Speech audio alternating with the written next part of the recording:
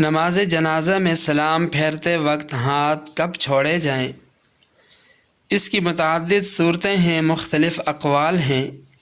ایک صورت تو یہ ہے کہ چوتھی تکبیر کہہ کر سلام سے پہلے دونوں ہاتھ چھوڑ دے، پھر دونوں طرف سلام پھیر دے۔ دوسری صورت یہ ہے کہ چوتھی تکبیر کہہ کر دونوں طرف سلام پھیرنے کے بعد دونوں ہاتھ چھوڑ دے۔ تیسری صورت یہ ہے کہ چوتھی تکبیر کہہ کر دائیں طرف سلام پھیر کر دایاں ہاتھ چھوڑ دے اور بائیں طرف سلام پھیر کر بایاں ہاتھ چھوڑ دے۔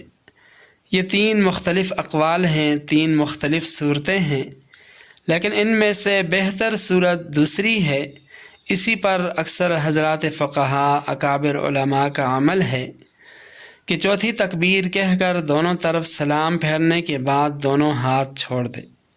وجہ اس کی یہ ہے کہ سلام اللہ تعالیٰ کا نام ہونے کی وجہ سے ذکر مسنون میں داخل ہے، اور ذکر مسنون میں ہاتھ باندھے رکھنا یہ بہتر ہے۔